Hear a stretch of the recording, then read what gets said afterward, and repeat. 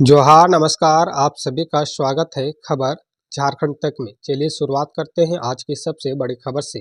झारखंड में 54 कंपनियों ने सोलर पावर प्लांट लगाने का दिया प्रस्ताव। 3200 करोड़ का होगा निवेश, बढ़ेंगे रोजगार के अवसर। जी हां, बता दें कि झारखंड में 54 कंपनियों ने 800 मेगावाट का सोलर पावर प्लांट लगाने का प्रस्ताव दिया है। 1 मेगावाट के सोलर पावर प्लांट लगाने में 4 करोड़ की लागत आती है, यानी कि 800 मेगावाट की क्षमता स्थापित करने में इन कंपनियों द्वारा करीब 3200 करोड़ का निवेश किया जाएगा। बताया गया कि यदि सभी 54 कंपनियों के प्लांट लग जाएंगे तो करीब 3000 लोगों को प्रत्यक्ष रूप से रोजगार के अवसर भी मिलेंगे। जेरेडा द्वारा पिछले दिनों जारी निविदा में कंपनियों से इच्छा की अभिव्यक्ति मांगी गई थी। इसमें 54 कंपनियों ने न्यूनतम 1 मेगावाट से लेकर 250 मेगावाट क्षमता के प्लांट लगाने का प्रस्ताव दिया है। प्रमुख रूप से आयरन ट्रायंगल ने 250 मेगावाट का, जबकि नलैंड पावर ने 100 मेगावाट का पावर प्लांट लगाने का प्रस्ताव दिया है। कंपनियों द्वारा अब तक पावर प्लांट लगाने के लिए स्थल चिन्हित नहीं किया गया है। बता दें कि इनलैंड पावर का रामगढ़ के गोला में पहले से ही 60 मेगावाट का कोयला आधारित पावर प्लांट है। अब कंपनी सौर ऊर्जा के क्षेत्र में निवेश करने जा रही है। बताया गया कि कंपनियों द्वारा दिए गए प्रस्ताव को झारखंड के बिजली वितरण लिमिटेड के पास सहमति के लिए भेजा जाएगा। JBVNL सहमति देगा कि उसे किस क्षेत्र में कितने मेगावाट का सौर ऊर्जा प्लांट चाहिए। इसके बाद जेरेडा द्वारा दर के लिए निविदा जारी की जाएगी।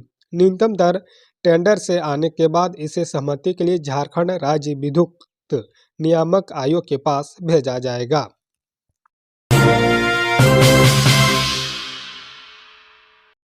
सुप्रीम कोर्ट के फैसले से प्रभावित होगी सहायक आचार्य परीक्षा JSSC। जी हां, बता दें कि झारखंड प्राथमिक विद्यालय प्रशिक्षित सहायक आचार्य संयुक्त प्रतियोगिता परीक्षा 2023 संबंधित विज्ञापन सुप्रीम कोर्ट के फैसले से प्रभावित होगा। इस संबंध में JSSC की परीक्षा नियंत्रक ने आवश्यक सूचना जारी की है। साथ ही सूचना के साथ सुप्रीम कोर्ट के परिमल कुमार एवं अन्य बनाम झारखंड राज्य व अन्य के मामले में 30 जनवरी को पारित न्यायाधीश संलग्न कर उक्त जानकारी दी है। सुप्रीम कोर्ट ने झारखंड प्राथमिक विद्यालय प्रशिक्षित सहायक आचार्य संयुक्त प्रतियोगिता परीक्षा में सम्मिलित हुए सीटेट तथा दूसरे राज्यों में टेट उत्तीर्ण अभ्यर्थियों को इस परीक्षा में सम्मिलित होने के लिए योग्य नहीं माना है। सीटेट व दूसरे पड़ोसी राज्यों के टेट उत्तीर्ण अभ्यर्थी झारखंड हाईकोर्ट के आदेश तथा राज्य सरकार द्वारा नियुक्ति नियमावली में संशोधन के बाद सहायक आचार्य की परीक्षा में शामिल हुए थे। सुप्रीम कोर्ट ने झारखंड हाईकोर्ट के उस आदेश को निरस्त कर दिया था जिसमें सीटेट उत्तीर्ण व पड़ोसी राज्य के टेट पास झारखंड के अभ्यर्थी को परीक्षा में शामिल करने का आदेश दिया गया था। जेटेट उत्तीर्ण अभ्यर्थियों ने सुप्रीम कोर्ट में हाईकोर्ट के आदेश को चुनौती दी थी। उल्लेखनीय कि JSSC द्वारा 26,001 सहायक आचार्य की नियुक्ति के लिए प्रतियोगिता परीक्षा आयोजित की गई है। परीक्षा का भी आयोजन हो चुका है। फाइनल आंसर कुंजी भी आयोग ने जारी कर दी थी।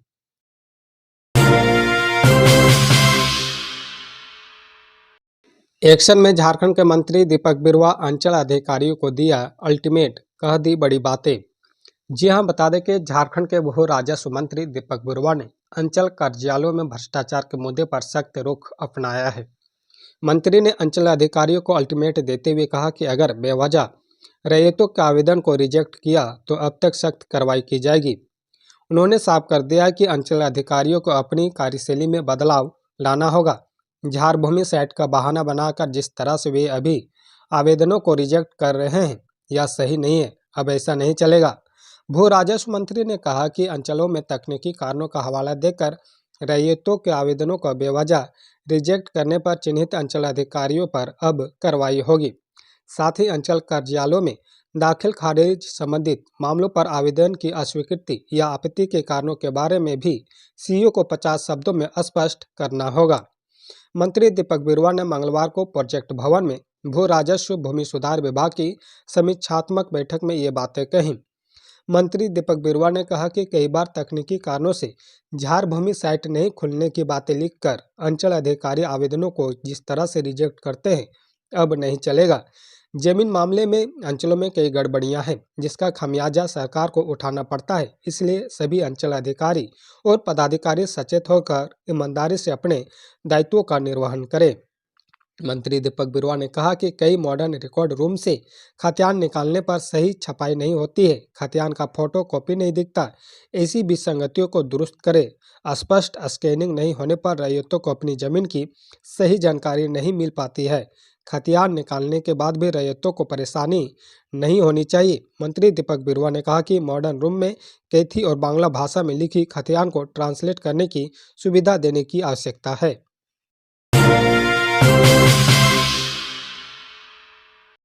बर्ड फ्लू को लेकर झारखंड में स्वास्थ्य विभाग का अलर्ट। इंसानों के साथ पशु पक्षियों की भी होगी निगरानी। जी हां, बता दें कि बिरसा कृषि विश्वविद्यालय के वेटनरी कॉलेज स्थित पोल्ट्री फार्म में बर्ड फ्लू फैलने के बाद स्वास्थ्य विभाग की ओर से अलर्ट जारी किया गया है। राष्ट्रीय स्वास्थ्य मिशन झारखंड के मिशन निदेशक अबू इमरान की ओर से सभी सिविल सर्जन को पत्र भेजकर जरूरी एहतियात बरतने का निर्देश दिया गया है। इसके लिए जिला स्तर पर रैपिड रिस्पांस टीम का गठन किया गया है। टीम तय गाइडलाइन के अनुसार इंसानी मामलों में बीमारी की पुष्टि होने पर उच्च जोखिम वाले समूह को जरूरी दवाइयों के साथ उपचार उपलब्ध कराएगी। चेताया गया है कि संक्रमित पक्षियों, मुर्गियों, गिनी फॉल के संपर्क में आने वाले किसी भी व्यक्ति को यह रोग हो सकता है। निर्देशों में इस बीमारी को अत्यधिक संक्रामक वायरल रोग बताते हुए एपिक सेंटर के 10 किलोमीटर की परिधि में पाए जाने वाले पक्षियों की निगरानी के निर्देश दिए गए हैं। हाई रिस्क वाले इन्फ्लुएंजा मरीजों को लक्षण के उभरने के बाद 10 दिनों के लिए इंसानी आबादी और मोहल्ले से दूर एक अलग स्थान पर निगरानी के साथ अलग रखने के निर्देश दिए गए हैं।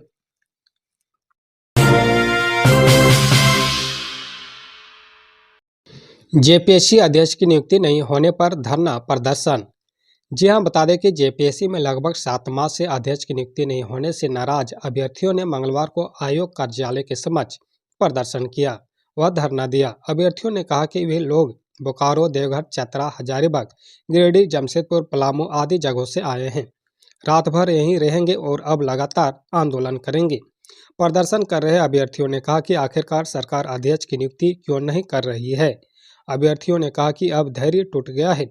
रिजल्ट की आस में पूर्व के आंदोलन में शामिल सूरज नामक अभ्यर्थी का निधन भी हो गया।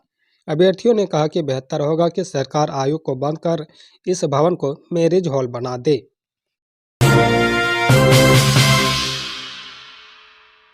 धनबाद के अभिमन्यु जेईई मेंस के बने स्टेट टॉपर आईआईटी बॉम्बे से करना चाहते हैं बीटेक।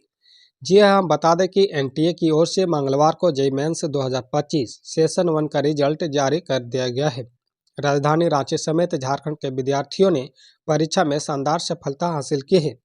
अब तक मिली जानकारी के अनुसार अभिमन्यु टिब्डेवाल को 99.99% मिले हैं। वह झारखंड के स्टेट टॉपर हैं।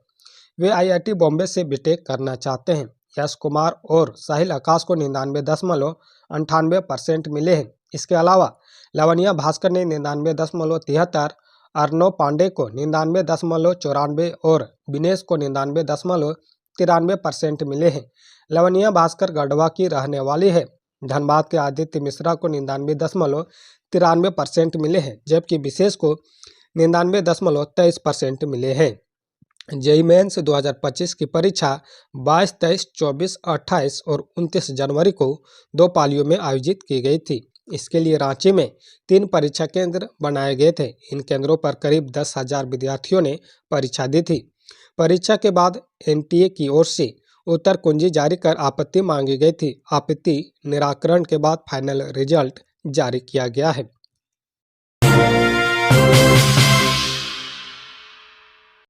भ्रष्टाचार सूचकांक में भारत 96 तो पाकिस्तान 135वें स्थान पर।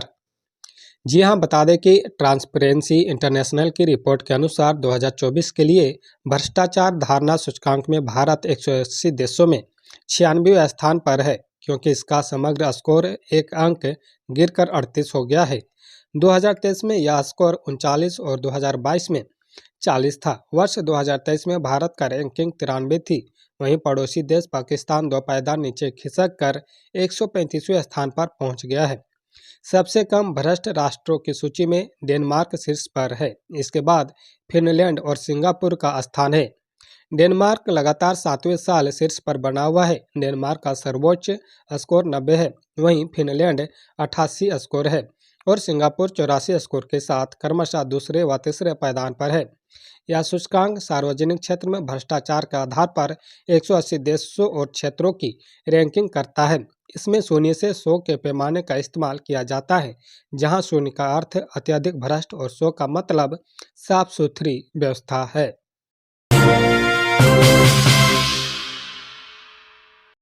विश्वविद्यालय में जरूरत आधारित शिक्षक भर्ती प्रक्रिया पर रोक।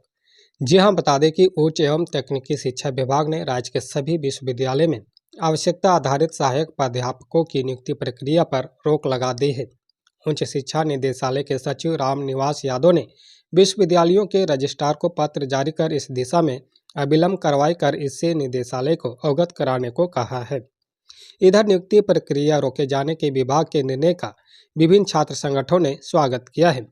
निदेशालय के पत्र में विभिन्न स्रोतों आदि से प्राप्त सूचनाओं को हवाला देते हुए कहा गया है कि वर्तमान में रांची विश्वविद्यालय और संबंधित कॉलेजों में आवश्यकता आधारित प्राध्यापकों की सेवा प्राप्त करने के संबंध में कई बिंदुओं पर कठिनाई देखी गई है। इस संबंध में रांची विश्वविद्यालय की ओर से विभिन्न विषयों में निर्गत साक्षात्कार की मेगा सूची में झारखंड के अभ्यर्थियों की समुचित अनुपात में प्रतिनिधित्व नहीं है, जिससे अभ्यर्थियों में भ्रम की स्थिति है। इस स्थिति के निराकरण के लिए संपूर्ण मामले की गहन समीक्षा जरूरी है। इसके तहत राज्य के विश्वविद्यालय और अंगीभूत कॉलेजों में आवश्यकता आधारित सहायक प्राध्यापकों की सेवा प्राप्त करने के संबंध में की जा रही सभी प्रक्रियाओं को तत्काल प्रभाव से रोक दिया गया है।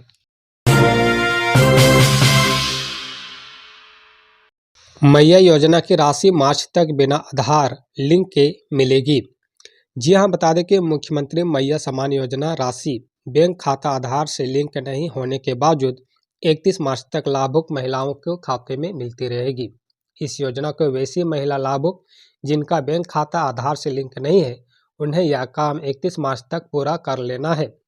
विभागीय स्तर पर सहमति के अनुसार आधार लिंक की अड़चनें जल्द दूर कर ली जाएगी।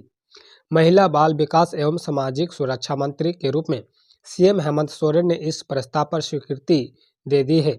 स्वीकृति मिलने के बाद विभाग की ओर से इस प्रस्ताव को विभाग के आयुक्त की अध्यक्षता वाली राज्य योजना प्राधिकृत समिति को भेजा गया है। समिति की सहमति के बाद इस प्रस्ताव को कैबिनेट की बैठक में रखा जाएगा। मुख्यमंत्री हेमंत सोरेन जनवरी माह की राशि लाभुक महिलाओं को जल्द जारी करने का निर्देश पहले ही दे चुके हैं। बता दें कि कैबिनेट की अगस्त को हुई बैठक में मैया सम्मान योजना के तहत 21 साल से 50 साल तक के लाभुक महिलाओं को 1000 रुपये देने का फैसला किया गया था। तब यह निर्णय हुआ था कि वैसे सभी लाभुक महिला जिनका बैंक खाता आधार से लिंक नहीं है, वे भी योजना के दायरे में आ जाएगी, लेकिन यह छूट केवल 31 दिसंबर 2024 तक ही मिलेगी। इस तिथि तक सभी लाभुकों को अपना खाता आधार लिंक से करा लेना होगा, लेकिन तय तिथि तथा बड़ी संख्या में लाभुक का आधार लिंक नहीं हुआ था। इसके बाद तिथि को बढ़ाने का निर्णय लेना पड़ा।